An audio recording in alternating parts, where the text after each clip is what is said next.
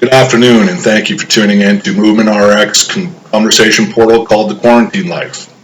This is a safe place to discuss internal matters that are commonly experienced in people's lives, and it is my Movement RX emotional and mental bridge to our lives being balanced on our way to abundance.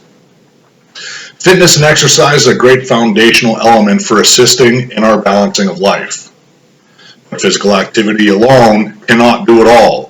So emotional and mental exercise is also necessary, which is what this discussion platform is all about. This week we are discussing stress, and today I will generate thoughts around stress management coping strategies. All stress management reflection starts with an honest assessment of how we react to stress. Once we understand how we manage our stress, we can then counter any unhealthy ways that we react and replace it with more healthy ways of dealing with stress. I think it's safe to say it's hard to avoid stress with so many competing demands for our time and our attention. Family, relationships, marriages, careers, social life, hobbies, self-care time, fitness needs, and the list goes on and on and on. There are many different areas pulling at us for time and attention every single day of every month of every year. Stress is not going to go away. It's something that is pertinent in everybody's life, and it's not going anywhere anytime soon. So how can we manage through stress? That's what this conversation is about. With good stress management skills, we can cope. We can't kill stress, but we can cope with stress in healthy ways.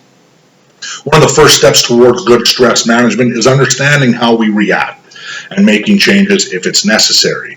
Some of us are very, very good at handling stress. We've got a very laid-back attitude towards life, and it just comes in, rolls off our shoulders, no harm, no foul. Others of us aren't as good at coping with those particular trigger points that when they come to us.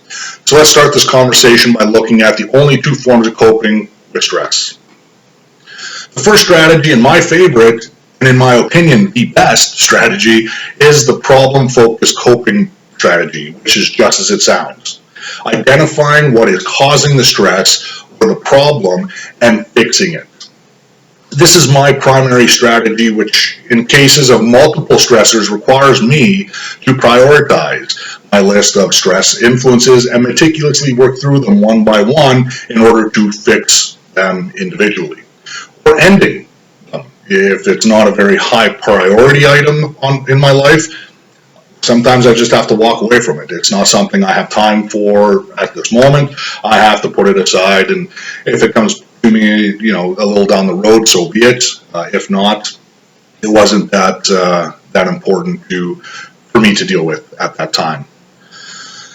As much as this is my favorite and an effective way of coping, it doesn't always provide the absolute solution that we are looking for. What happens if we cannot fix the problem? And I use the example of what if you have a terrible boss? We can't just up and quit our job because it brings us stress, especially when the economy isn't doing so well. So what do we do? What do we do in those situations? How do we deal with that stress?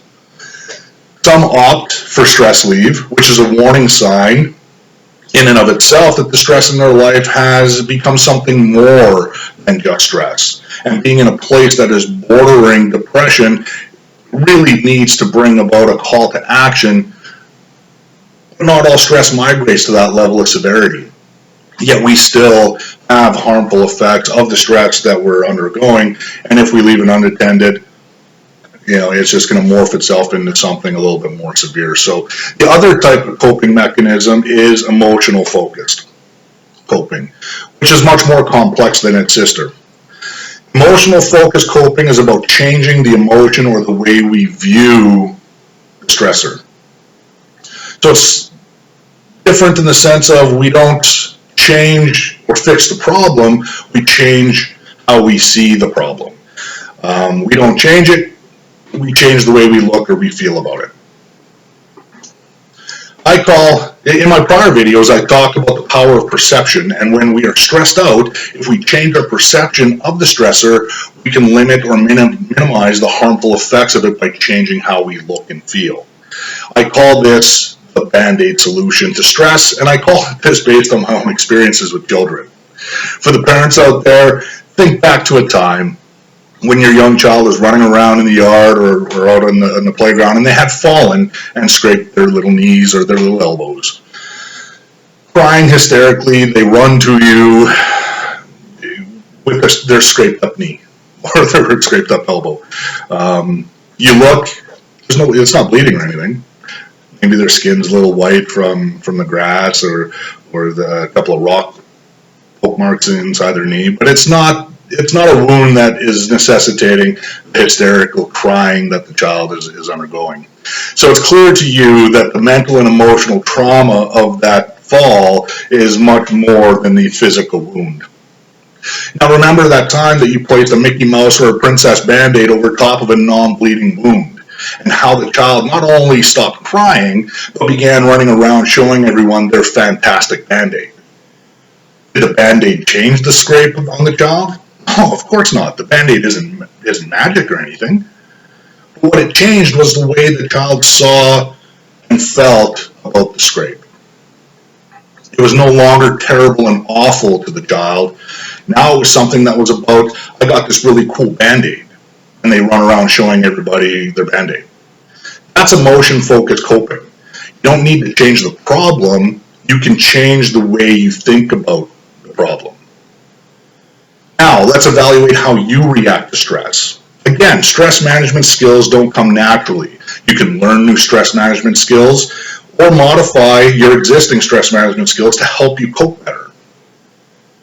Let me know in the comment section which coping strategy is your dominant one and which style you need more work in. All of us have a dominant one, mine being the problem focused. That's my dominant go-to when I get stressed out. Where I need to work on is how get a little bit better on how I can change the way I feel about certain situations or the way I see certain situations to help myself cope with stress. And especially now in the quarantine days, I had to work a lot and go inside a lot to change my perception of being under house arrest. Having, the distancing requirements, not being able to go to the gym, not being able to do my day-to-day took a lot out of me and put a lot of stress on me in order for me to function. Therefore, I had to change my perception, and in one of my prior videos, I talked about how I had to look and train my brain in order to see that what I was doing wasn't necessarily a punishment to me, but it was helping the other people, especially the frontliners that are trying to bring people that weren't as fortunate as me in terms of health, and trying to bring them back to good health and saving their lives and doing that type of work. I had to train my brain in order to get there, which allowed me to help cope with my stress at that time.